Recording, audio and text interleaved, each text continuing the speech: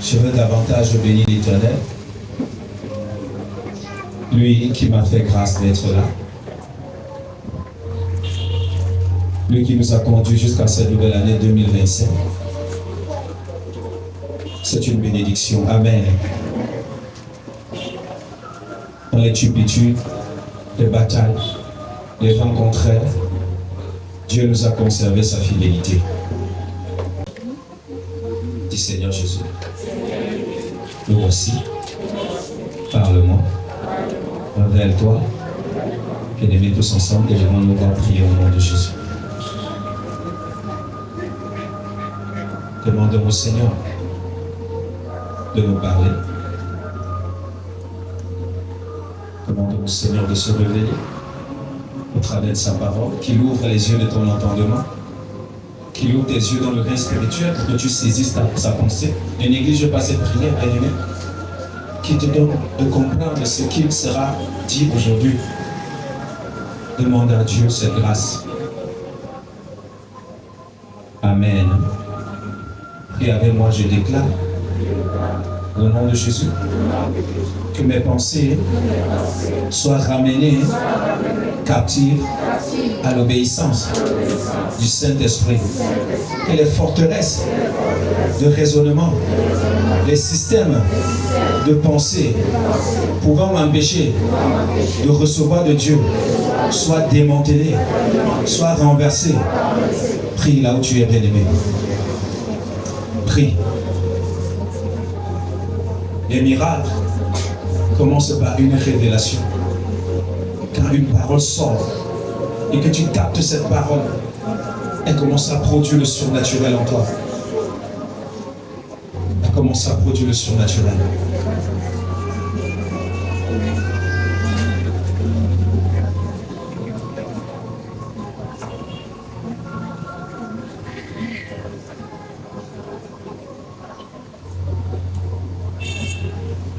Alléluia. Amen.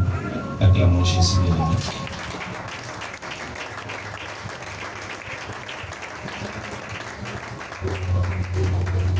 Alléluia. Amen.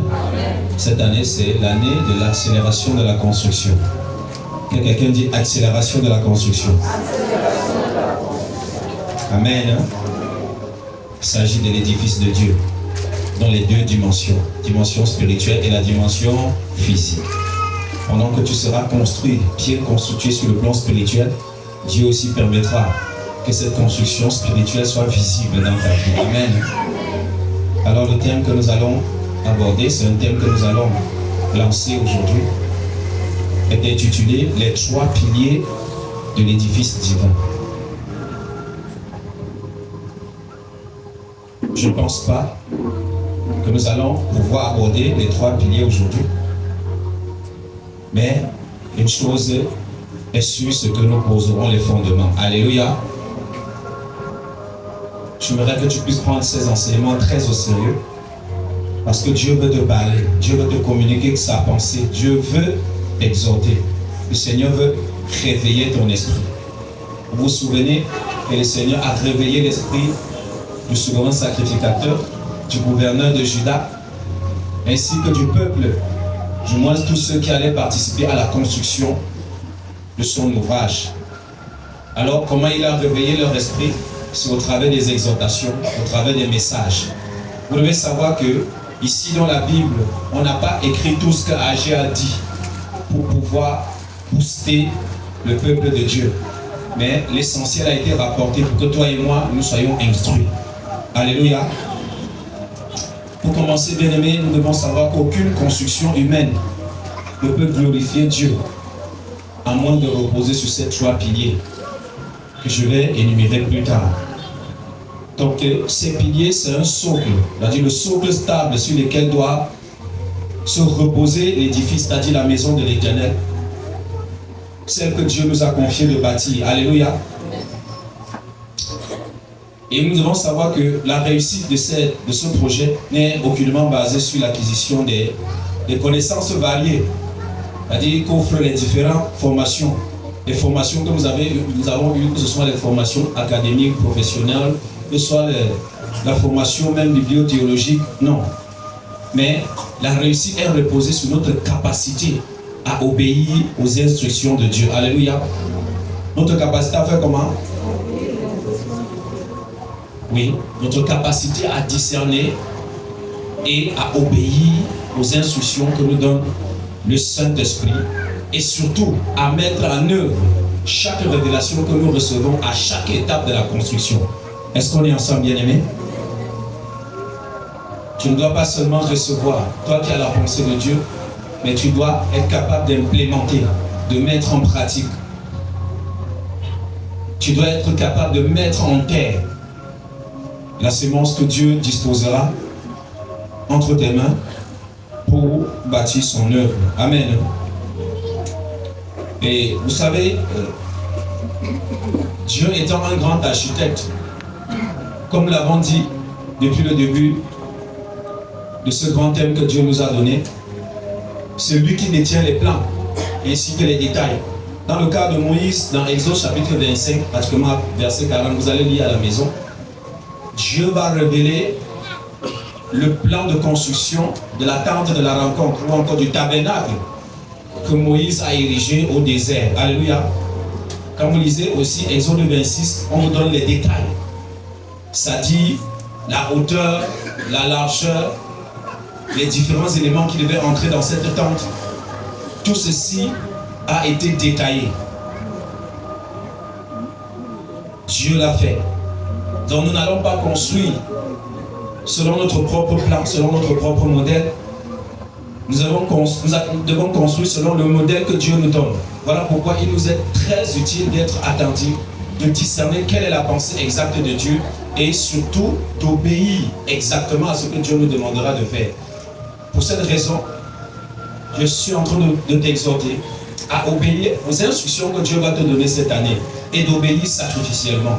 Parce que la construction demande des sacrifices. Est-ce que quelqu'un me donne un amen?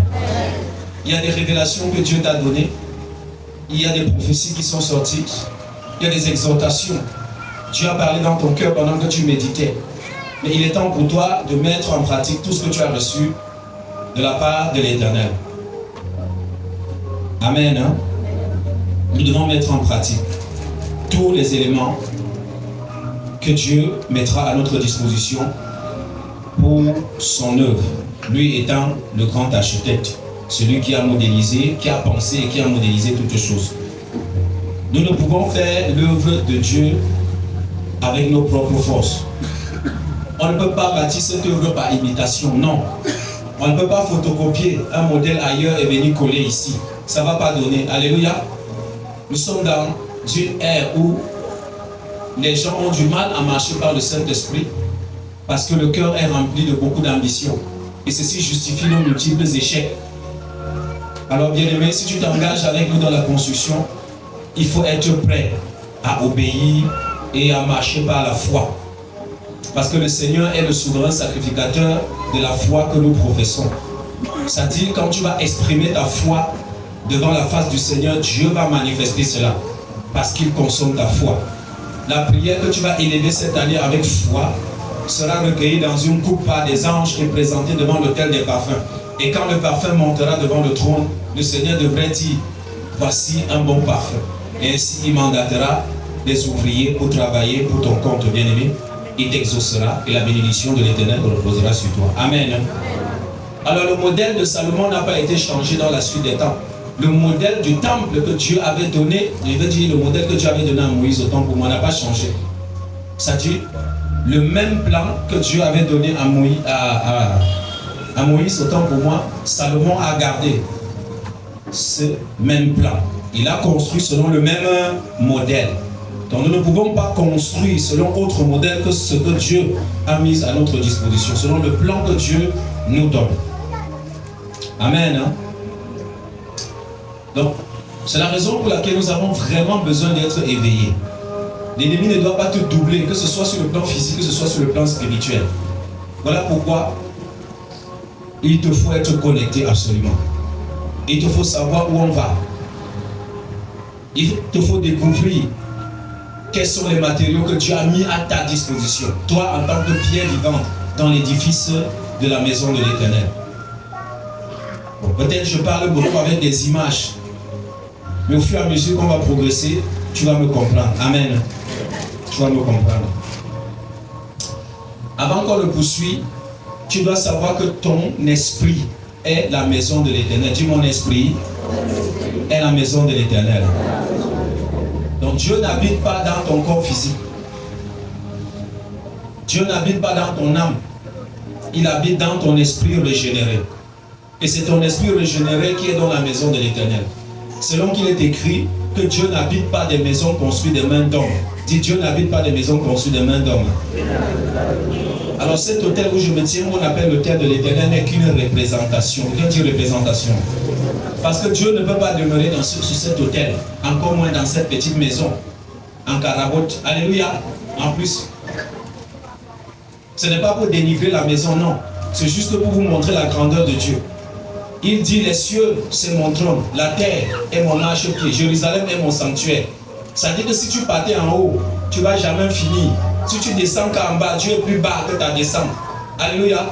Si tu partais au nord, au sud, à l'est, à l'ouest, je crois que ta largeur ou encore ta vitesse ne pourra jamais suffire à des années de lumière pour atteindre la largeur de la main de Dieu. Quelqu'un me donne un amen. C'est ce que l'Éternel va dire à David. Toi, tu veux me construire une maison. Mais les cieux, c'est mon trône. La terre, c'est là où mes pieds sont posés. Dans quelle maison est-ce que toi, tu vas me mettre? Aucun homme sur la terre ne peut construire une maison où Dieu habite. Ce n'est pas possible. Voilà pourquoi la construction physique est l'image de la véritable construction spirituelle. Et à partir de cette image, vous pouvez comprendre que l'être humain est un être complexe. C'est que dit complexe? Parce que Dieu trouve qu'il ne peut pas habiter dans une construction physique, mais il habite quand même en qui? Et il dit que notre corps est comment? Son temple, c'est-à-dire sa maison, sa résidence permanente. Une résidence comment? Permanente. Donc comprenez que Dieu se rend compte que son temple, qui est notre homme intérieur, avait été comment? Détruite. La maison que Dieu lui-même avait conçue avait été comment? Détruite. Donc nous sommes dans une étape de reconstruction. Qu'est-ce que dire reconstruction? On n'a pas dit de construction, de reconstruction. Et on ne peut pas reconstruire, bien aimé, sans également se renseigner sur ce qui avait détruit la première construction. Parce que si vous ne savez pas ce qui avait détruit la première construction, il se peut que la construction que vous allez faire, que cela se détruise encore. Voilà pourquoi nous devons poser les jalons, poser les fondements. Comme je dis, on ne construit pas une maison, on vient, on met les briques, on met les poteaux avant de se rendre compte que la fondation ne peut pas supporter le bâtisse. Quelqu'un me donne un amen, hein? Amen. Si vous faites ça, on va vous voir comme un fou, comme un insensé. La Bible déclare, qui est celui-là lorsqu'il veut bâtir une maison, ne prend pas le temps, la peine de calculer pour savoir ce que cela va lui coûter. Même les architectes, avant de bâtir une maison, on fait des calculs. Amen. On fait même des études topographiques pour savoir si le sol va supporter le bâtiment qui sera comment? Construit. Donc tu ne peux pas construire sans évaluer. Voilà pourquoi il était important avant d'entrer en cette nouvelle année 2025 de faire une évaluation rétrospective et introspective, de se juger à la lumière de la parole de Dieu, de faire la paix avec le Seigneur Jésus-Christ avant de commencer cette année, parce que nous sommes sérieux dans la construction. Personne ne construit sa maison en blaguant, personne ne construit sa maison en s'amusant, parce que c'est toute ton énergie que tu déploies pour construire ta maison. Quelqu'un me donne un amen? Avec cette image, nous pouvons très bien comprendre ce que cela rend. En fait, ce que la construction intérieure, la construction spirituelle exige. On ne peut pas bâtir en plaisantant. On ne peut pas bâtir dans la passivité.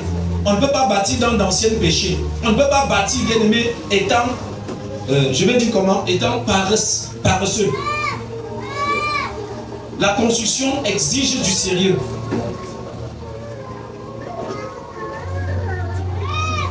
Alléluia. Et comme nous sommes toujours en train de poser les fondations, Dieu, pour rebâtir sa maison à Jérusalem, se choisit un homme.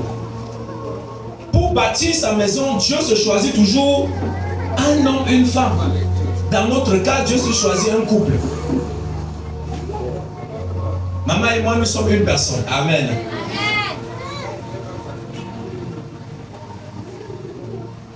Les capacités de la personne que Dieu choisit importent peu. Je parle des capacités physiques, même des capacités intellectuelles. Ça importe peu. Voilà pourquoi j'ai dit au début que la construction ne dépend pas de l'acquisition, bien aimé, d'une formation académique, professionnelle, socio-professionnelle ou encore même bibliothéologique, mais par la capacité de chacun d'entre nous à obéir, à implémenter la pensée qu'il a reçue de qui? De Dieu. Et quand je dis ça, tu dois comprendre qu'il est impératif pour toi d'avoir une relation avec le Seigneur, d'avoir une intimité avec le Seigneur. Si tu ne l'as pas encore, c'est le temps pour toi de chercher une communion avec Dieu. Je n'ai pas dit seulement une relation, j'ai parlé de quoi? D'une communion avec Dieu. Il y a une différence entre relation avec Dieu et quoi? Quelqu'un peut avoir une relation avec le président de la République, mais si quelqu'un a une communion avec le président de la République, ça devient très différent. Alléluia. Voilà pourquoi cette année, c'est une année où il faudrait être très sérieux. Il faudrait être très sérieuse. Il faut exactement comprendre où est-ce que nous allons. Faute de t'égarer en coup de roue, parce que Dieu est un Dieu de plan. Maman nous a dit, si tu vas dans une église et on ne te dit pas où on va, il faut quitter de là. Parce que cette église, cette assemblée n'a pas d'avenir. Et on ne peut pas t'identifier à quelque chose qui n'a pas d'avenir. De Genèse à Apocalypse, nous voyons Dieu comme étant un grand architecte, un grand constructeur. Dieu planifie, il agence les choses, et à chaque dispensation, Dieu se choisit un homme pour apporter la pierre à l'édifice de son plan et de ce qu'il a établi. Quelqu'un me donne un amen. Donc dans le cas d'espèce, Dieu s'était choisi un homme pour reconstruire son temple. Et l'homme que Dieu avait choisi n'était même pas un chrétien. Parce que quand on parle de Agé, on parle de Zorobabel dans le livre d'Agé pour ceux qui l'ont lu. On parle par exemple de Josué, le souverain sacrificateur. Vous croyez que ce sont ceux-là que Dieu a choisis? Non. Ce sont des porteurs d'une vision. Ce sont des poteaux de soutènement de la vision. Mais la personne que Dieu a choisie, c'était un païen. Lisons Esdras chapitre 1. Parce que si je commence, vous direz peut-être que je suis en train d'inventer. Il faut bien lire la Bible. Esdras chapitre 1.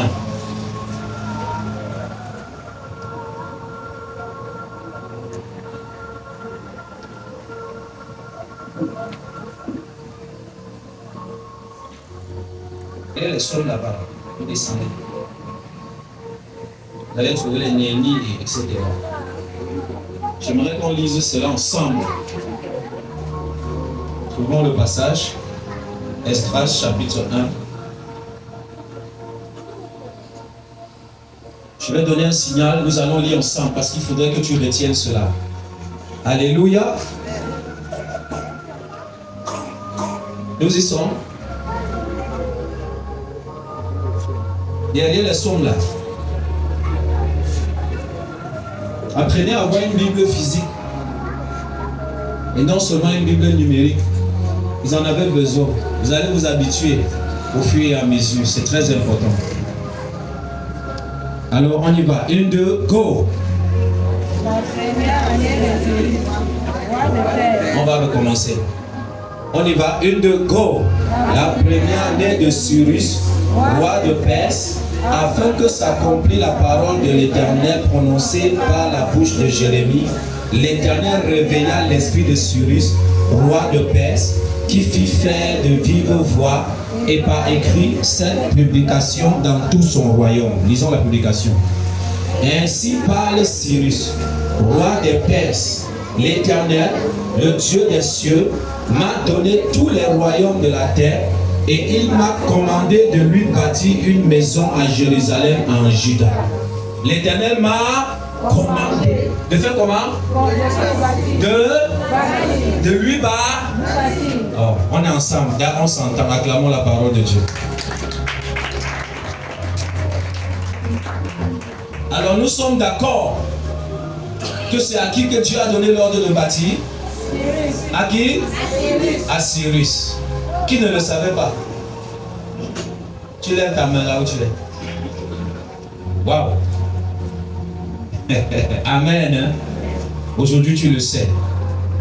Donc c'est à un païen que Dieu a commandé de bâtir sa maison. Par rapport à ton engagement, tu dois penser peut-être que tout repose sur toi. Non, tout ne repose pas sur toi. Ce n'est pas la maison d'un homme. C'est la maison de qui? De Dieu. Et c'est parce que c'est la maison de Dieu que par tes réflexions personnelles, tu trouves que c'est fort. Parce que Dieu se bâtit une maison à la dimension de sa grandeur. Il ne se bâtit pas une maison à ta dimension, à toi.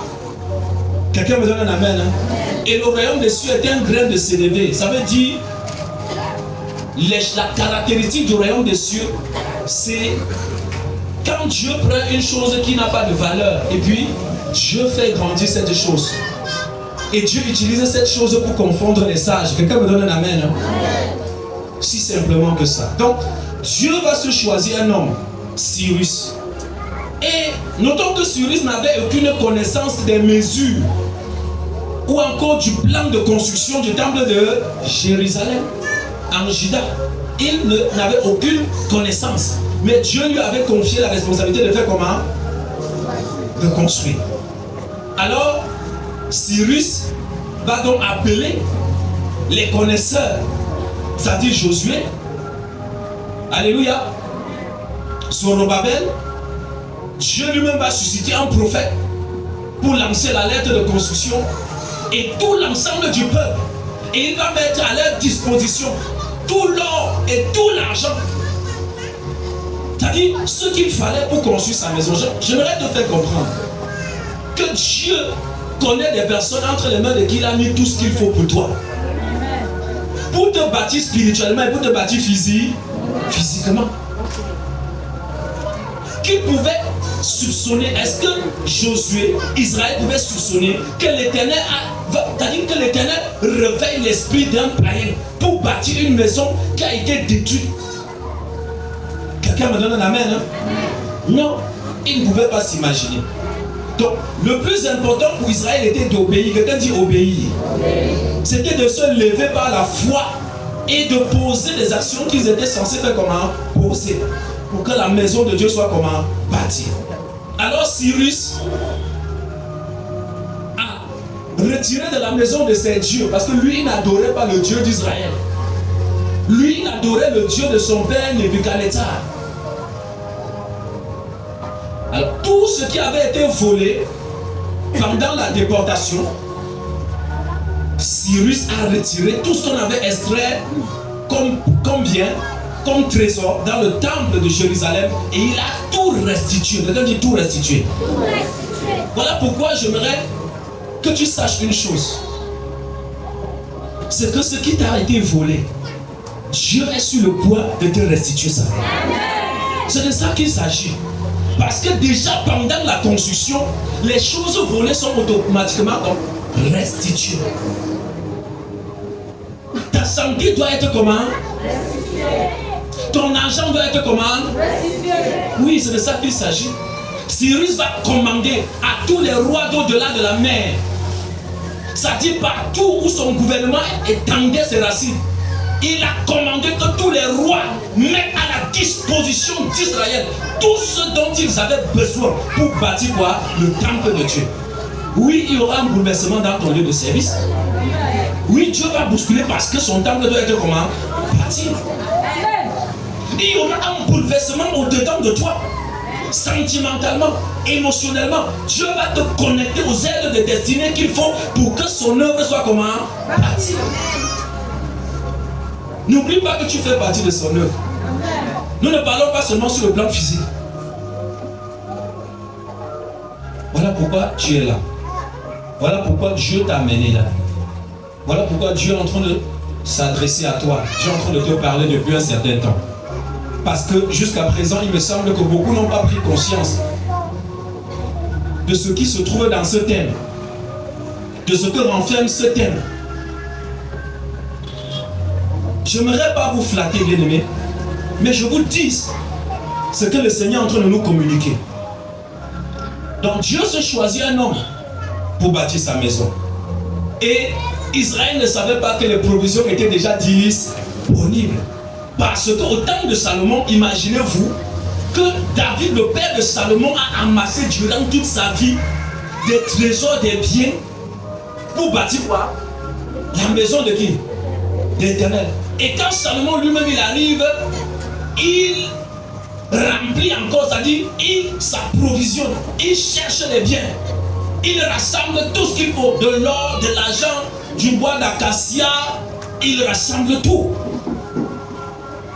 Et nous savons quelle était la grandeur de Salomon en termes de richesse, en termes de sagesse.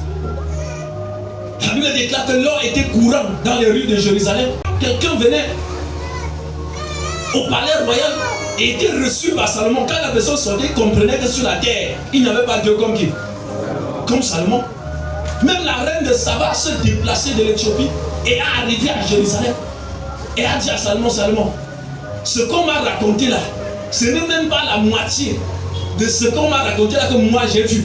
Quelqu'un me donne un amen. Ça dit, les serviteurs et les servantes de Salomon mangeaient et buvaient dans des coupes d'or. Imaginez-vous le niveau de richesse, le niveau de grandeur. Et Salomon qui aimait Dieu, à cette époque, avant de se compromettre, bien aimé, imaginez ce qui pouvait se retrouver dans le temple de Jérusalem. Imaginez-vous. Alléluia. Si vous lisez bien, on va vous faire voir la quantité de biens que Nebuchadnezzar avait volé dans le temple de Jérusalem. La quantité de trésors, de l'or, c'était énorme. Mais tout sera restitué. Tout, je dis absolument tout. Et bien au-delà. Cyrus était prêt à dépouiller tout le royaume de Perse pour bâtir la maison de qui? De l'Éternel, le Dieu qui est à Jérusalem. Ça c'est ce qu'il dit. Le Dieu qui est où? Il ne dit pas c'est Dieu. Le Dieu qui est où? À Jérusalem. Il connaissait qui était ce Dieu. Il savait que la royauté qu'il avait là, qui lui avait donné, c'est Dieu. Non, ne pensez pas que certains païens sont bêtes. Certains ne sont pas bêtes. Certains ont de l'argent. Certains ont de grandes entreprises. Croyez-moi, ils savent que l'argent qu'ils ont là, qui les a donnés, c'est Dieu, ils le savent. Mais il ne bougera pas à moins que le Dieu me commande. Peut-être que Dieu le commande. Oui. Tu ne peux pas avoir de promotion ni de succès dans tes entreprises si l'Éternel n'a pas fait comment? Commander. J'aime ce mot-là, le mot commander. Il dit l'Éternel, le Dieu des cieux, le Dieu qui est à Jérusalem, m'a commandé de lui bâtir une maison à Jérusalem, en Juda. Écoutez la précision. Il dit que si quelqu'un est de son peuple, qu'il se rassemble et qu'il demande du territoire, c'est-à-dire dans le territoire où il se trouve, de l'or et de l'argent, et il commande de pourvoyer. Donc, s'il vous demande n'importe quoi, si quelqu'un est juif et qu'il est à Yaoundé, quelqu'un est juif, il est au Nigeria, qu'il demande au gouverneur nigérien de lui donner tout ce dont il a besoin. Vous imaginez le privilège qu'un juif devait avoir dans la province, dans une province bien aimée de Perse? Est-ce que quelqu'un me donne un amen? Vous vous souvenez, quand Israël sortait de l'Égypte, le Seigneur avait promis à Abraham qu'Israël sortirait de l'Égypte avec des grands biens. Quelqu'un dit de grands biens. La Bible nous dit qu'Israël dépouillait qui? L'Égypte. Il dépouillait les Égyptiens, pas parce qu'il a volé. Ça dit que Dieu avait déposé une crainte et une faveur particulière dans le cœur des Égyptiens. Ça dit que quand quelqu'un voyait sa bassine, la bassine en or là, le président dit donne-moi, tu portais seulement tu. Vous ne connaissez pas l'Éternel des âmes. Ça dit, nous cherchons Dieu comme si. Est-ce que vous savez que depuis que la science existe, la science a cherché à faire le clonage de l'être. Ça a dépassé. La science a cherché à fabriquer une cellule. Vous savez ce qu'on appelle une cellule? Une cellule corporelle. Ça dit l'élément de base qui constitue chaque organe. N'a jamais pu. Parce qu'une cellule est assez complexe, assez compliquée et joue des fonctions variées. Que ce soit la fonction de sa régénération propre, que ce soit la fonction en collaboration avec les autres cellules pour la régénération des autres organes. Bien aimé, c'est impossible. Une simple cellule. Vous savez, Peut-être vous ne comprenez pas ce que c'est qu'une cellule. On vous a appris l'atome à l'école, n'est-ce pas? Le plus petit élément de la matière. Vous devez savoir que le corps est constitué de beaucoup d'organes, de plusieurs organes, non? Amen. Hein? Et chaque organe a ses cellules. Oh. Chaque cellule est constituée d'une molécule. Et chaque molécule est constituée des atomes. Quelqu'un me donne un amen, hein? Amen. Donc, la science n'a jamais pu fabriquer une cellule. Pourquoi je te parle de ça? C'est pour te parler de la grandeur de Dieu. C'est que Dieu est capable de faire. L'homme ne peut même pas faire l'invite. Pour ne pas parler de constituer un être humain, c'est impossible. Écoutez, bien aimé, ce que Satan essaie de faire, c'est de te montrer que tu n'es rien. C'est de te soumettre aux lois de la mort pour tuer, pour te détruire. Mais nous sommes des êtres surnaturels. Nous n'avons pas été bâtis par un homme, nous n'avons pas été créés par un homme. Nous avons été créés par le grand architecte de l'univers. Et quand il parle de rebâtir sa maison, bien aimé, il est capable. Dis à voisin, Dieu est capable. Dieu est capable. Il faut que tu puisses élever ta vision de Dieu, de ce que Dieu peut faire. Il s'est choisi un païen. Il se choisit un homme pour bâtir sa maison. Bien aimé, pourquoi faudrait-il absolument reconstruire cette maison? C'est la question que nous devons nous poser. Parce que nous sommes en train de poser les jalons. Alléluia. Si Dieu revient dessus, c'est parce que beaucoup n'ont pas compris où est-ce que nous allons. Parce que si vous savez où est-ce que nous allons, vous serez motivé. Quelqu'un me donne un amen. Si tu fais un travail en sachant ce que ce travail te rapporte, tu seras comment? Tu seras motivé. Personne ne travaille pour rien.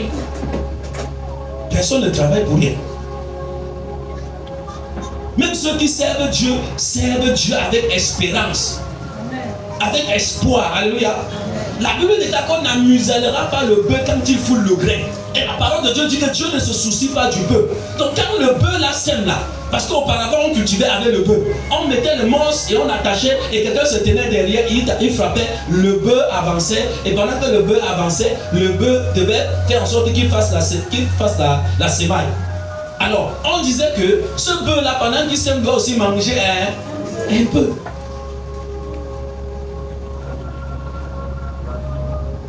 Donc, pourquoi faut-il absolument construire? Disons dans Agé chapitre 1, verset 7 à 11. Je vais lire Agé 1, verset 7 à 11. Ainsi parle l'Éternel des armées. Considérez attentivement vos voies. Montez sur la montagne, apportez du bois et bâtissez la maison. Bâtissez la maison. J'en aurai de la joie et je serai glorifié, dit l'Éternel des armées.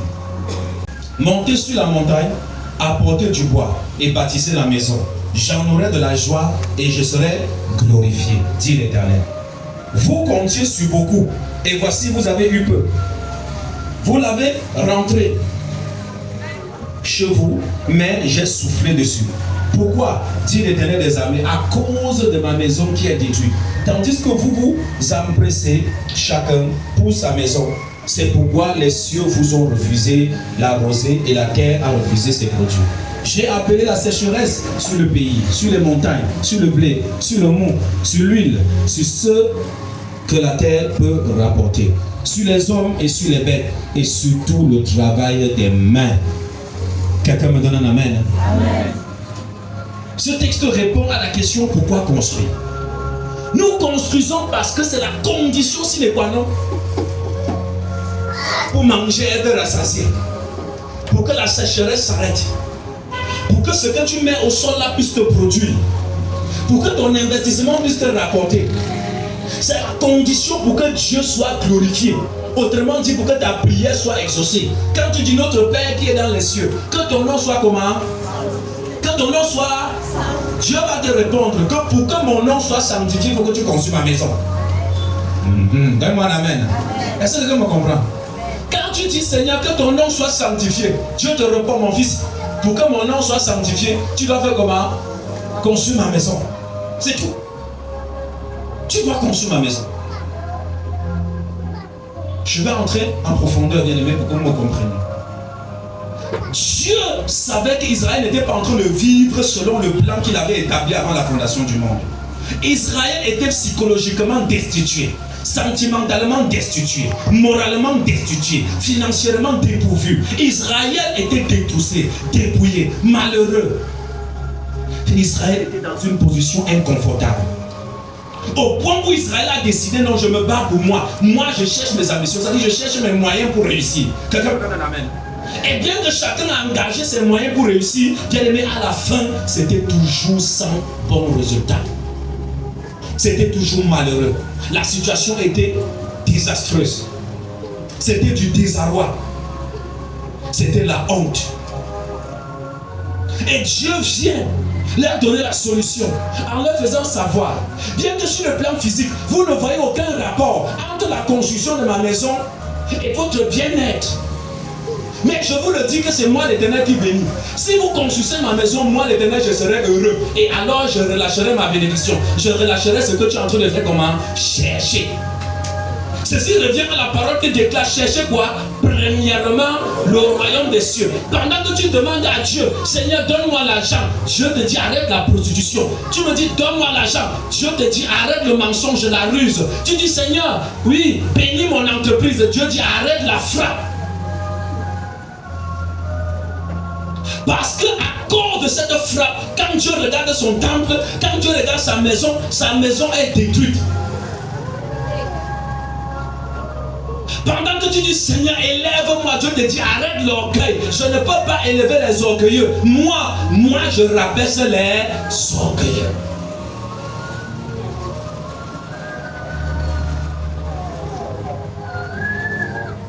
Pendant que tu dis, Seigneur, élève-moi, toi homme marié, toi femme mariée, Dieu voit que s'il te donne de l'argent, tu ne vas plus dormir chez toi.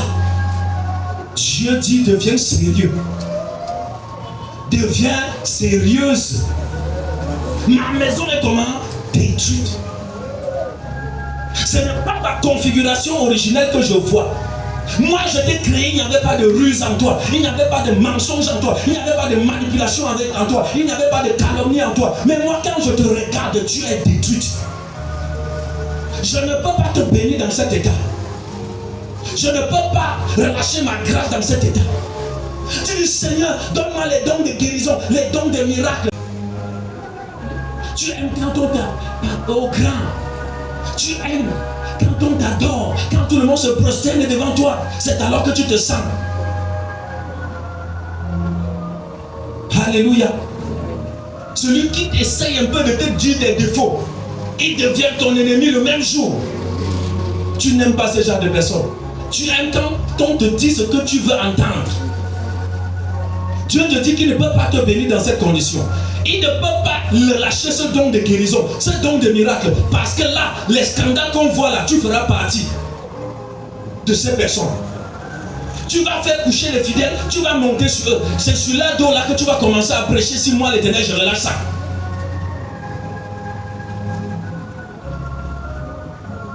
Quand Dieu regarde la sémence qui est au-dedans de toi, tu es dans une suite seule et puis on te donne les dames à ton service. C'est là où on va savoir si le temple de Dieu est bâti ou pas. C'est là où on va savoir si il est conçu ou pas. Parce que personne n'est là, pasteur n'est pas là, l'église n'est pas là, les frères et sœurs ne sont pas là. Tu es dans ton état 5 étoiles avec 3 dames à ton service. C'est là où on va voir si tu connais. Acclamons le roi des rois. Alléluia.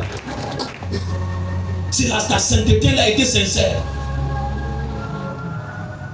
Quelqu'un me donne un amen. Hein? Tu es là quand tu marches encore à pied. Tu salues tout le monde. Tu salues tout le monde, même celui qui ne faut pas saluer. Bonjour frère, que Dieu te bénisse. Demain matin, quand Dieu va te donner un RAV4, tu vas dire aux gens qui vont envoûter ta voiture, ils ne peuvent pas monter. C'est ça, non? Amen. Hein? Quand quelqu'un va venir monter, tu vas d'abord regarder ses pieds. Quelqu'un me donne un amen. Amen. Aujourd'hui, je suis ton ami parce que peut-être on a le même niveau. Demain, quand Dieu va faire, quand on n'aura plus le même niveau, je suis sûr que tu vas te choisir les amis selon ton niveau. C'est de ça qu'il s'agit. Voilà pourquoi il faut que le temple soit comment? Ce que je vous dis, ce n'est pas de la plaisanterie. Ces choses sommeillent en vous. Ces choses font comment? Ça sommeille en vous.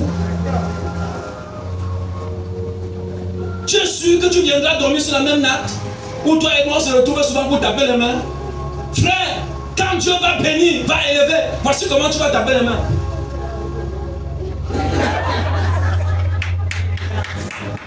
Je croyais que tu allais acclamer Jésus.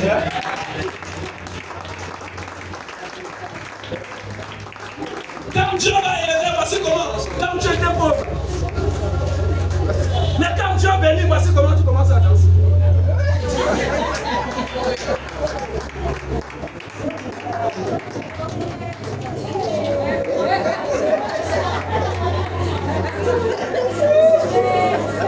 Quelqu'un me donne la main là. Aujourd'hui, tu as ta babouche. Quand tu arrives pour adorer Dieu, tu enlèves ta babouche, tu te prosternes. Quand Dieu va te donner la pointinini, quand tu vas te mettre à genoux, au bout de ma chaussure, non. Quelqu'un me donne la main là. Dieu t'amène costard, tiré à 4 épingles. Quand tu sens que tu vas fléchir, non, ma veste au sol, comment? C'est ça que Dieu veut tuer en vous. Dieu veut détruire ça. Le problème c'est que Dieu vous dit qu'il y a ces choses-là dans sa maison. Il y a ces choses-là dans son temple. À cause de ça, le temple est détruit. Ce temple doit être comment? Construit.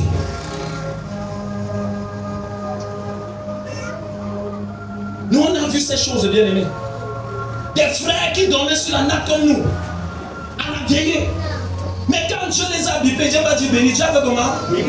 Il a seulement bipé. Le gars arrive, il tire la chaise pour venir dans la salle la veillée où il y a les nattes. Alléluia. Il y a des bien-aimés que Dieu a commencé à élever. Mais quand ils se rencontrent en chemin avec leurs semblables, je vous assure, s'il est en compagnie de ses amis, il va faire tout pour que tu ne le vois pas. Il doit passer inaperçu. Ces choses sommeillent en vous. Ces choses sommeillent en nous. Et Dieu veut bâtir, Dieu veut rebâtir sa maison. Alléluia. C'est très important que tu comprennes ça. Pour que le nom de l'Éternel soit glorifié, il faut que son temple soit comment? Bâti.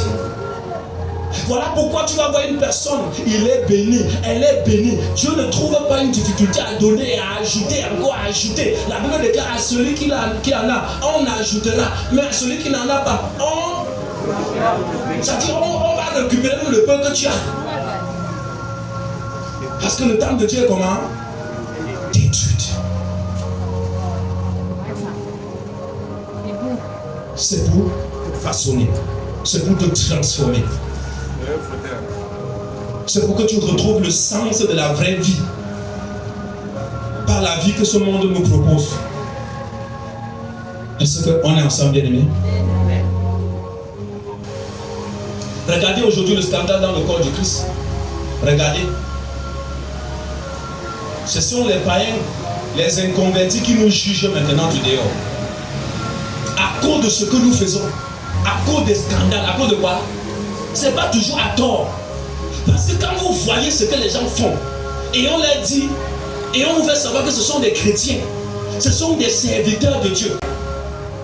C'est vous qui dites, l'homme quittera son père, sa mère, s'attachera à sa femme, et les deux ne feront plus qu'une seule chair. Mais c'est vous qui êtes polygame. Tu prends la femme si elle ne te plaît pas. Tu commences à partout justifier, comme si ton salut, c'est les gens qui devaient questionner. Viens, mais écoute, où est la morale, où est la parole de Dieu que nous prêchons? Il faut maintenant que ce soit, tu cherches l'attention des hommes, que tu cherches l'approbation, c'est le mot, que tu cherches l'approbation des hommes, pas l'approbation de qui? De Dieu.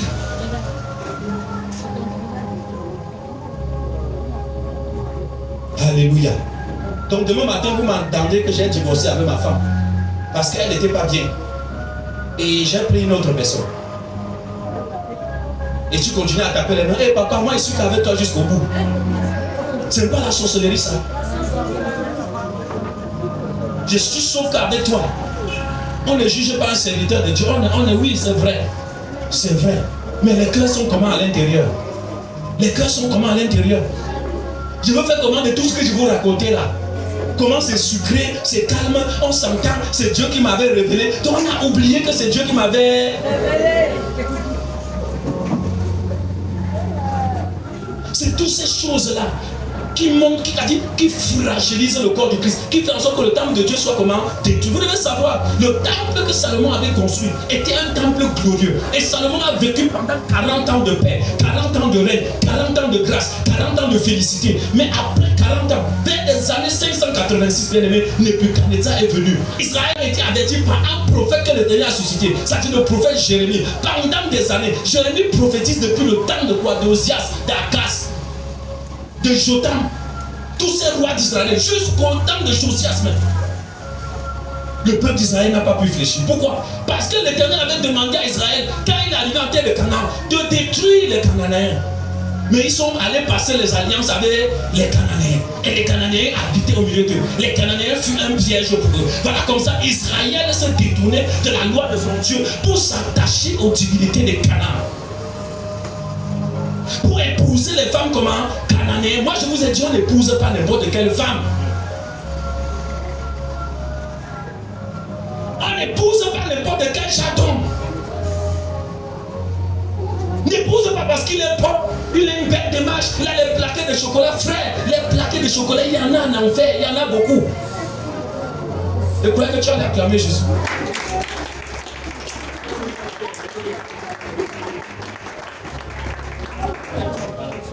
J'ai entendu l'autre soeur dire, un homme qui est jeune en taille est d'abord beau. Ah, donc voilà ta part. Donc quand il est jeune là, il me protège, il me couvre, frère. Il peut te couvrir physiquement, mais il ne te couvre pas spirituellement. C'est ça. Comment vous frustrez les gens qui sont cool là?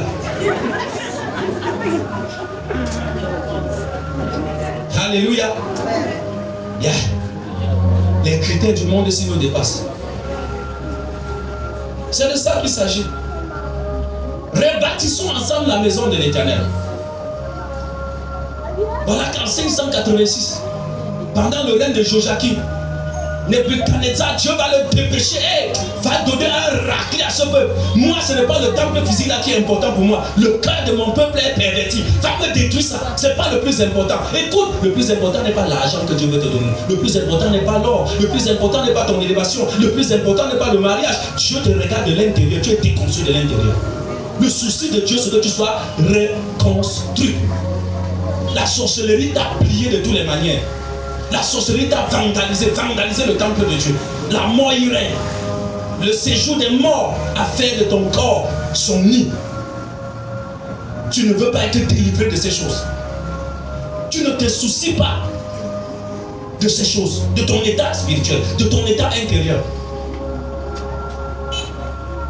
Tu dors, tu manges avec les gens que tu ne connais pas. Tu ne te soucies pas de ça. Tu mens, tu voles, tu escroques. Ta maison est devenue le lieu de rassemblement des communs. Tu t'intéresses au coupe de cheveux des frères, des sœurs. Ça ne te dit rien de prier pour que tu enlèves ça dans ta bouche. Quand tu entends à gauche, tu balances à droite. Tu entends derrière, tu balances devant. C'est comme ça que tu es. Et puis ça ne te dérange pas. Tu ne sais pas que tu colles la tête des gens. Tu ne sais pas que tu tues à petit feu. Ta bouche est un venin d'aspide. Ce qui sort là-bas tue seulement. Quand tu finis de donner 1, 2, 3, quelqu'un traverse la route sans savoir où il part. Et puis tu es content. Tu ne pries pas, tu ne cries pas à Dieu. Et tu dis donne-moi un mari pour que tu le piques. Non, non, non, non, Dieu ne peut pas. Quelqu'un me donne un amen. Amen. Commence d'abord à arranger ta bouche. Commence à arranger ton cœur. Tu as passé toute ta vie à escroquer, à manger l'argent des gens. Et puis tu dis, Seigneur, donne-moi un mari, frère. Ma soeur, tu iras au foyer te comporter comme une prostituée. Le jour où il donne l'argent, vous riez bien. Le jour où il ne donne pas, frère, ceinture fermée. C'est comme ça. C'est comme ça parce que tu veux ramener le même système où à la maison. Ne crois pas que ça va changer. Ça ne va pas changer. Il y a des sœurs ici qui pensent que comme je t'épouse la frère, je vous dis la vérité, comme je t'épouse là pour que ma vie change, pour que ma vie fasse comment? Donc tu es son paradis. Et quand tu vas arriver, tu vas trouver que ce n'était pas le paradis, que tu devais bâtir avec lui, tu vas faire comment? La déception. Nous les pasteurs, on va souffrir. Tu vas venir nous rencontrer. Papa, il est monté, il est descendu, il a une grosse tête. Quand je l'épousais, il n'avait pas vu que son nez était plat. Il y a des choses que vous rencontrez, vous ne pouvez pas imaginer. Mais mon frère, tu l'épouses parce qu'elle a une belle démarche. Quand à la maison, tu vas savoir qu'elle ne connaît pas préparer. Tu vas faire comment? Tu vas la renvoyer chez sa mère. Tu vas faire comment? Alléluia. Quand tu vas l'épouser, tu arrives à la maison, tu comprends qu'elle jette la chaussure à gauche, elle jette l'autre. Tu fais comment? Hein? Tu la chasses? C'est déjà scellé, non? C'est déjà comment? Tu dois l'apprendre maintenant à mettre ses chaussures, l'apprendre maintenant à préparer, l'apprendre. C'est toi qui dois la... C'est là où tu vas comprendre que c'était la collaboration. Qui a dit la collaboration? Je suis pas en train de vexer quelqu'un, j'espère.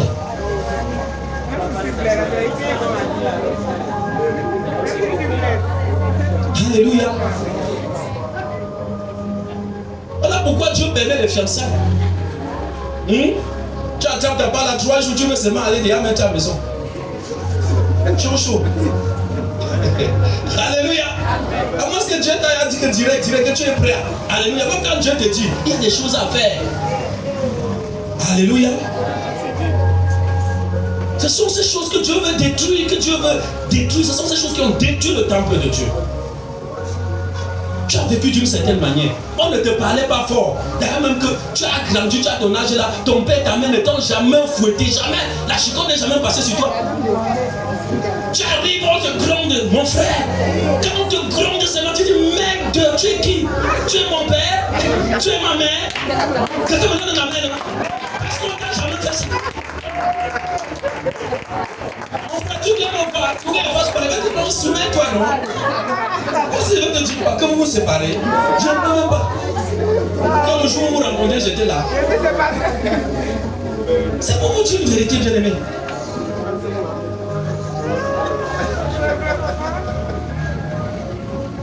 Ma soeur, si un homme vient, ne te cache pas.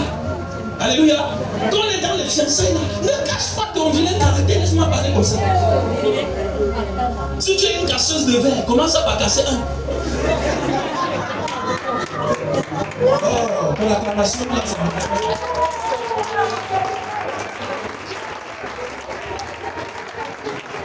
Alléluia. Là, tu te prépares de ça. Tu casses un pain et puis tu le regardes.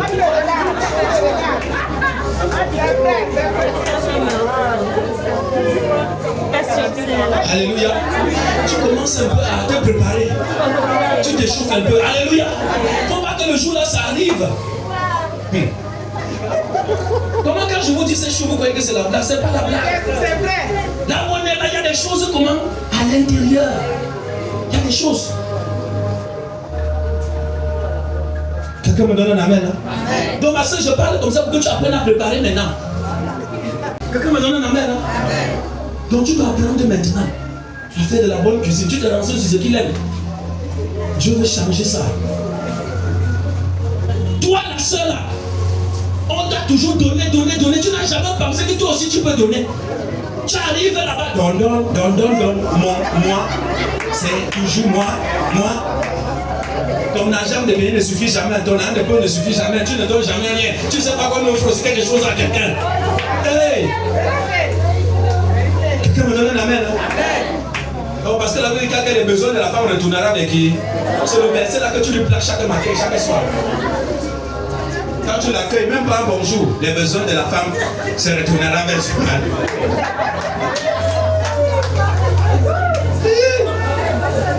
Voyez, il y a ces choses en moi. Quelqu'un me donne un amen. Et toi, le grand roi là, comme toi tu t'asseyes comme ça, on te sert. Est-ce qu'on peut te voir à la cuisine un jour? Que tu fais quoi là-bas? Le grand roi que maman est même malade, tu ne peux pas faire le déjeuner. Tu ne peux pas. Parce que c'est toi qu'on doit servir. Est-ce que tu peux servir? Ça doit changer. Dieu connaît qu'il y a la chose en toi. Tu es tellement en haut comme ça, tu ne peux même pas descendre. Vous savez, il y a des hommes ici, la femme a couché. Lui ne porte jamais l'enfant. Hein?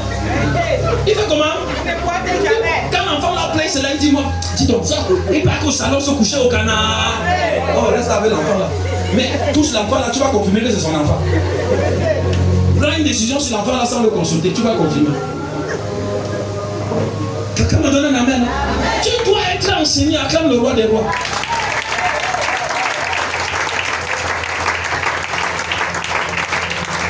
Il y a des fondements, c'est juste pour te montrer que la maison de l'Éternel avait été comment détruite. Et tu dis que tu élèves moi, Dieu t'élève pour faire comment? Si Dieu t'élève avec cette condition, c'est pour te faire souffrir. Amen. Toi qui aimes seulement tout filmer et balancer sur Facebook, même quand tu entres pour brosser tes dents, tu entres à la cuisine, tu as un monsieur responsable qui aime se réserver. Lui, il ne peut pas marcher tranquille chez toi à cause de ton caméra qui marche partout. Bien aimé, il faut changer. Quelqu'un me donne un amen. Pourquoi on filme les gars sortant de la douche? À cause de quoi? Maman, Facebook, TikTok.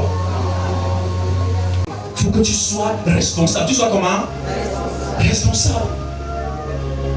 Tu accouches le premier enfant, tu balances sur Facebook. Tu accouches le deuxième, tu balances. Tu accouches le troisième, tu fais comment? Mais arrêtez de balancer les enfants sur Facebook. Il faut protéger. Il faut faire comment? Protéger. Tu as besoin qu'on tue ce qui est à l'intérieur de toi. Le temple de Dieu est détruit. Tu as une camarade là, tout ce qui se passe dans ton intimité, tu as tout vomi là-bas, tu as tout parlé, ta bouche là, perroquet ne peut pas se taire. Donc quand on te donne un secret, ça bouillonne, ça gonfle dans ton ventre, il faut que ça sorte comme l'air. Pour que tu respires à l'aise. Tu vas être une conseillère comment? Si tu ne peux rien garder. Alléluia. Il faut que je parle pour respirer à l'aise. On ne parle pas tout. Quelqu'un me donne un amen. Hein? C'était juste pour te montrer qu'il te faut être construit, il te faut être bâti de l'intérieur. Si tu es bâti, si tu es construit, nous allons lire dans 1 Pierre chapitre 2 verset 12. Lisons rapidement. Je lis au nom de Jésus.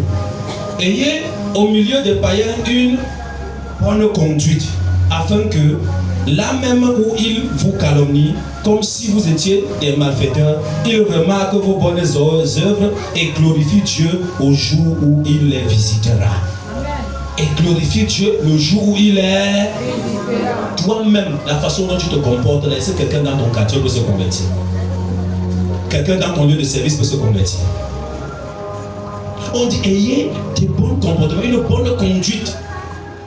Vous dites qu'on persécute l'église. On persécute l'église du Seigneur. Moi je parlais des scandales aujourd'hui, des dépravations terribles au milieu du corps de Christ. Vous voulez que les païens fassent comment? La Bible déclare à cause de ces choses que le nom de Dieu est comment? Insulté, blasphémé.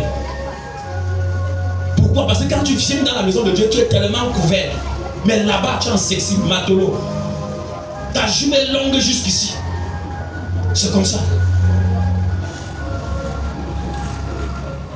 Donc parce que tu es dans un lieu de service, le patron te dit que ma fille, non, ici là tu dois être sexy, tu dois t'habiller comme ça. C'est comme ça que tu viens comme ça. Où est ta dignité? Où est ta dignité, bien-aimé? La Bible déclare que les femmes vêtues d'une manière modeste ne se parent ni d'or ni d'argent, mais qu'elles se parent de bonnes œuvres.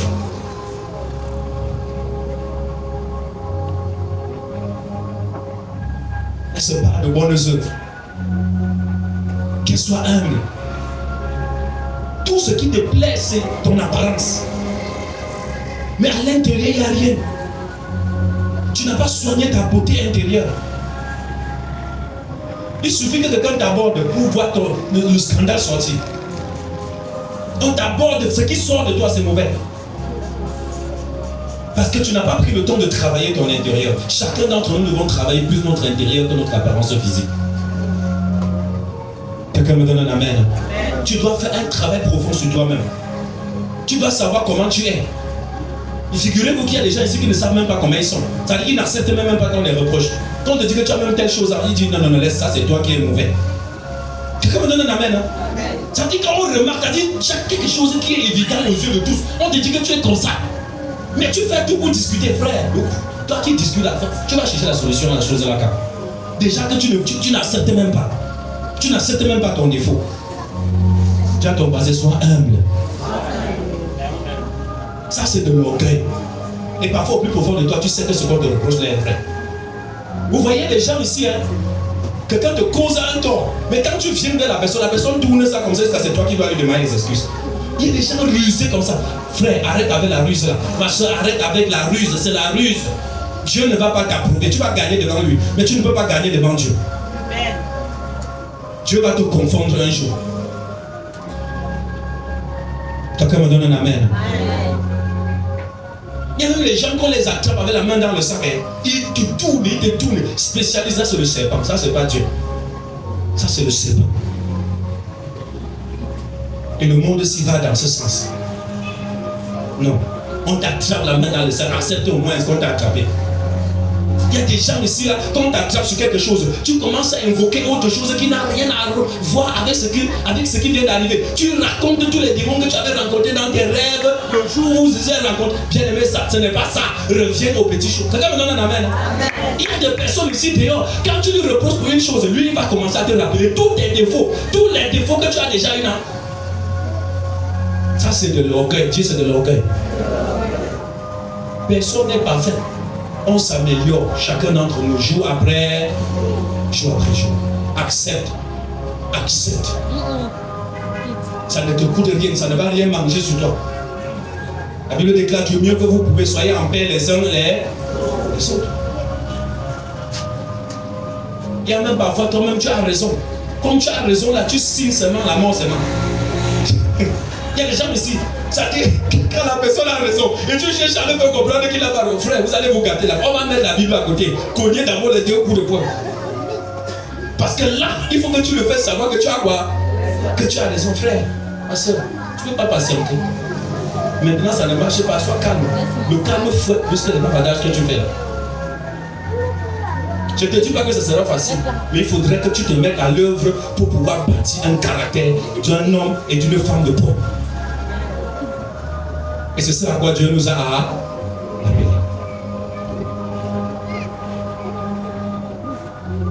La plupart des bagarres que vous voyez là, c'est parce que personne ne veut descendre. Chacun veut montrer que je suis, et ça finit comme ça finit. L'autre finit par perdre son œil. Alors que ça pouvait passer.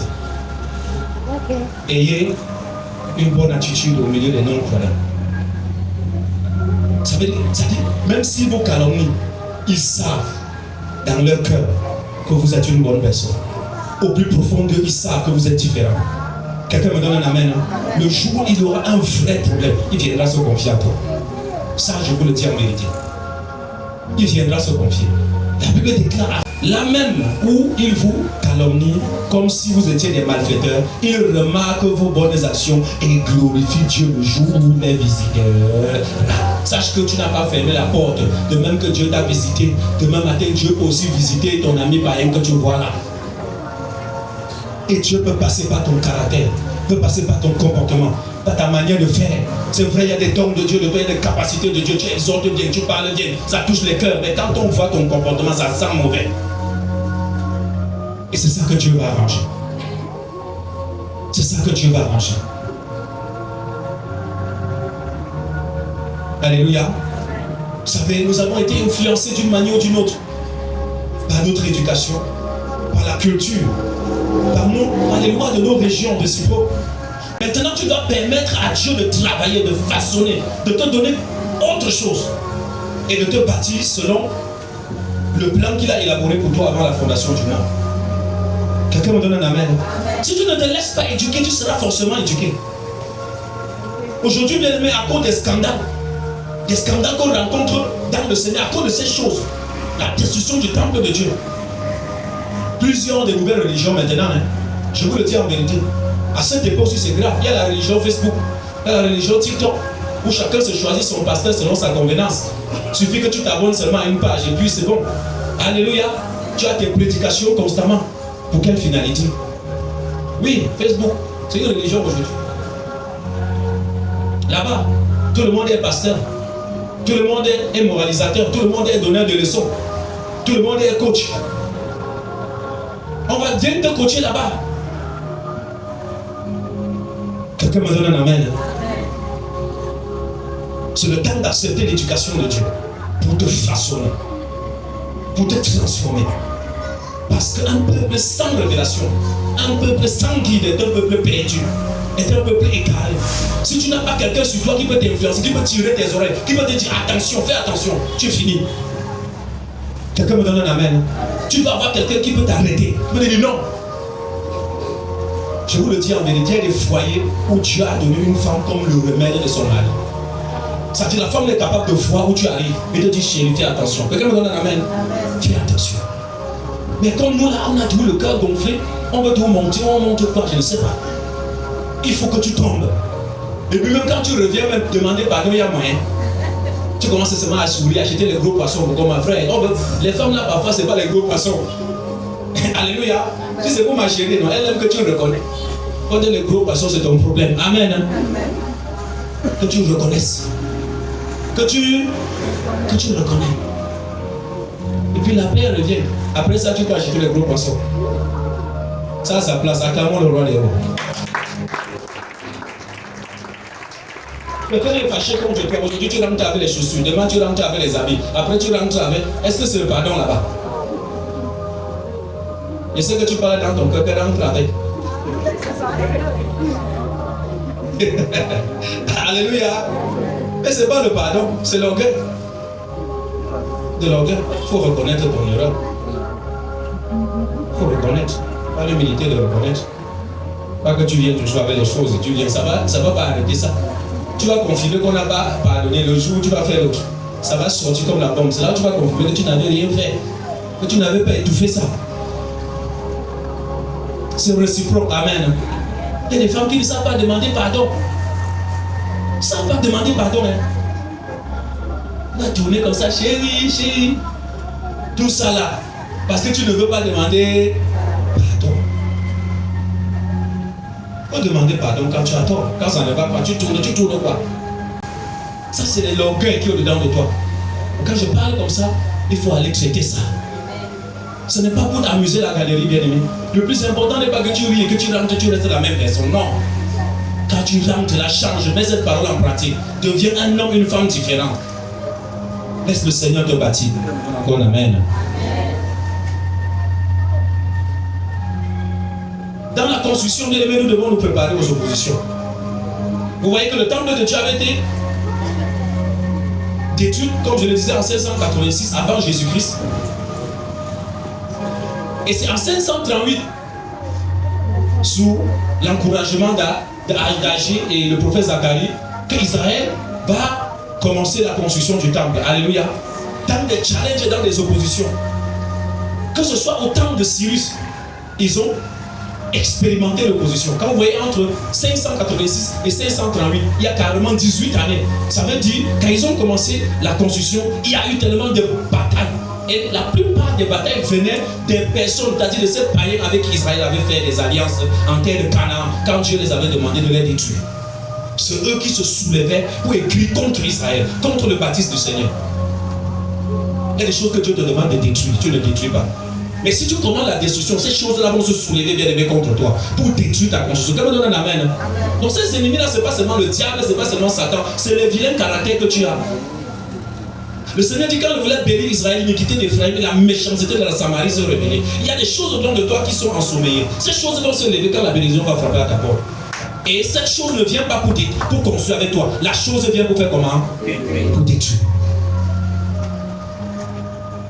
Ça vient pour détruire. Ils ont eu des oppositions 18 ans. Ils ont arrêté les travaux pendant pratiquement 18 ans. Les autres rois ont succédé comme Assuérus, comme Artaxerxès. Jusqu'au temps de Darius, un autre roi qui s'est élevé sur le trône de Perse. C'est alors que Dieu va continuer, par sa grâce, à manifester sa longanimité envers Israël pour la construction, pour la reconstruction de ce temple.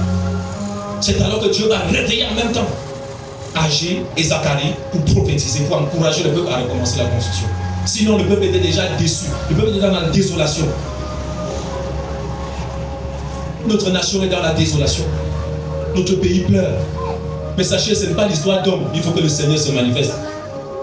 Chaque peuple a les dirigeants qui méritent. Il faut que vous le sachiez bien. Ce n'est pas seulement en haut de l'État là-bas qu'on se donne. Est-ce que nous avons le comportement des bâtisseurs? Nous avons le caractère des bâtisseurs? L'église veut le changement, mais nous-mêmes, nous sommes pleins de scandales. Ça fait mal de voir au moins 200 personnes, 300 personnes rassemblées quelque part. On ne peut pas les dire, prophétiser. Regarde, tu sors de quelque part. Voici ce que tu fais, voici tes mauvaises actions. On te prophétise seulement l'argent, prophétise l'élévation. Regardez les thèmes de cette année dans plusieurs assemblées. Gloire, l'année du supernaturel, l'année de la double portion, l'année. C'est Dieu qui vous a dit toujours ça. Quelqu'un me donne un amen. Je ne dis pas que certains n'ont pas reçu une révélation, mais est-ce que tout ce que vous recevez comme thème là, est-ce que ça vient de Dieu? Pourquoi? Parce qu'on cherche à vous flatter. On vous flatte, on vous flatte, on vous flatte, on vous flatte. Personne. Écoutez bien aimé, vous entrez quelque part. Vous-même vous savez que vous n'êtes pas bien, mais on ne voit que la prophétie de votre élévation. Imaginez-vous les prophètes de l'Ancien Testament. Regardez, quand vous regardez la Bible, est-ce que les prophètes de là se comportent comme les prophètes d'aujourd'hui? En fait, on voit en ça les prophètes de Baal. Les prophètes de Baal qui trompent le roi. Va, tu vas remporter la victoire. Mais les vrais prophètes, on les lapide aujourd'hui. On ne voit pas le péché. On ne voit pas la réconciliation au sein de l'église. Je suis un bien-aimé qu'on a élevé pasteur dans une assemblée. Et comme sa femme n'était pas d'accord à cause du comportement de ce qu'il voyait au niveau de l'assemblée, on a exhorté le frère à divorcer. À divorcer avec sa femme. Et parce que le frère avait des talents et servait à l'hôtel, c'est comme ça que le frère a abandonné sa femme avec 4 enfants. Sa femme est restée intercédée seule dans la présence de Dieu. Jusqu'à ce que le Seigneur a encore ramené le mari au foyer. Les deux se sont mis ensemble. Voilà pourquoi ils ont quitté l'église. Voilà comment d'autres rétrogrades. Ici dehors, regardez, il y a plein de rétrogrades et des personnes qui n'ont jamais entendu parler de l'évangile. Vous savez pourquoi c'est dur aujourd'hui? Pourquoi? Parce que la plupart d'entre vous, là, vous sortez dans une église. La plupart d'entre vous ont déjà fréquenté plus d'une église. Amen. Et on sort avec des blessures. Voilà pourquoi c'est même très difficile. Parce qu'une personne qui a été bâtie autrement, pour le retordre et le remettre sur les rails, c'est tellement dur. On ne vous accuse pas seulement. Le problème, c'est que nous sommes dans une reconstruction. Dieu, reconstruction. Comprends ça. Reconstruction. Parce que tout ce que tu as mangé, parfois tu croyais que c'était bien pour toi. C'est pas tout ça qui était bien pour toi, qui était vraiment bien pour toi. Selon le type d'arbre, selon le type de branche que tu étais. Mais si tu es quelque part et que ta vie, sur le plan caractériel, ne change pas, ça veut dire que le péché qui en toi s'amplifie au jour le jour. Même si on t'a donné les titres, toi-même tu sais et tu es convaincu au plus profond de toi que tu n'es pas en train d'aller au paradis. Et ton âme alors, tu fais quoi de son âme? Tu n'es pas bâti. Vous croyez que l'histoire de l'enfer là c'est l'amusement? Non, c'est pas la blague. L'histoire de l'enfer là c'est pas la blague. Je vous le dis, pourquoi Dieu est en train de nous construire? La finalité, c'est que Dieu est en train de nous modeler selon le royaume qu'il a préparé pour nous. Quelqu'un me donne un amen.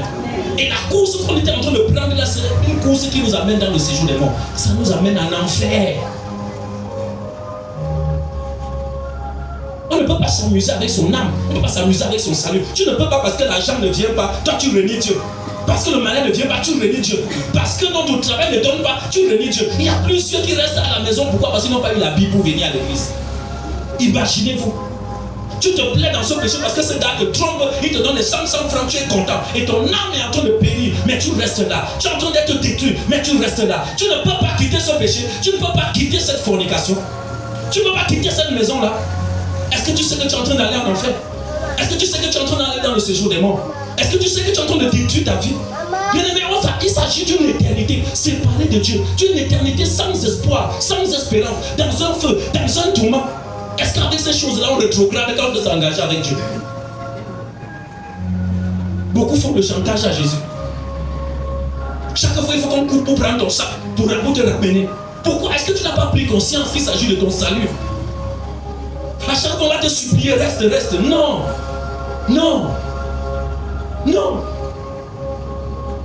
Toi qui devais inviter les autres à venir à l'église, aujourd'hui le pasteur prend encore le téléphone pour t'appeler ma soeur. Il faut qu'on se retrouve à l'église dimanche. Ceci montre l'état de la construction de Dieu. L'état de la maison de Dieu.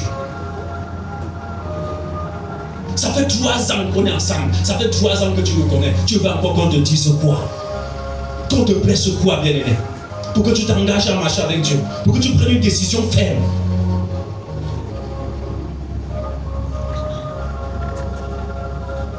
Quand le Seigneur Jésus-Christ, qui est de la montagne, il va voir un homme Il travaillait comme d'habitude, en train de pécher avec son père. Il dit, viens et suis-moi, et je ferai de toi pécheur d'homme. La Bible déclare que Simon a abandonné son père là-bas. Il a abandonné tout. Et il se levait, il a suivi Jésus. Idem pour Jean et Jacques, les deux fils de Zébédée. Ils ont servi leur destinée. Ils ont accepté de laisser l'entreprise de poissonnerie familiale pour aller avec Jésus. La Bible dit, il rencontre Lévi. Il est au poste du collecteur d'impôts. Vous savez, à l'époque, les collecteurs d'impôts étaient vus comme des malfaiteurs, même aujourd'hui. On n'a pas vu de bon œil. Mais quand Jésus passe, Jésus dit à Lévi, je veux déjeuner chez toi aujourd'hui. Et donc c'est la dernière des choses auxquelles Matthieu s'attendait. Quelqu'un me donne un amen, hein? Et pendant qu'il est en train de déjeuner chez Matthieu, les Juifs vont commencer à murmurer. S'il était vraiment le vrai prophète, il devait savoir que celui-ci là, non? C'est un pécheur. Quelqu'un dit pécheur. Toi qui juges les autres là, toi tu sais ton intérieur comment? Parfois ta part est plus grave. L'autre est même sorti, ça se voit. Ta part n'est pas sorti, c'est à l'intérieur. Et c'est ainsi que Matthieu se levait et il a suivi Jésus. Ça a changé, ça a tout changé, bousculé dans sa vie. Voilà pourquoi je vais demander à quelqu'un d'admettre le changement. Tu as ton voisin, admets le changement. Dis, admets le changement. Que le Seigneur bénisse sa parole.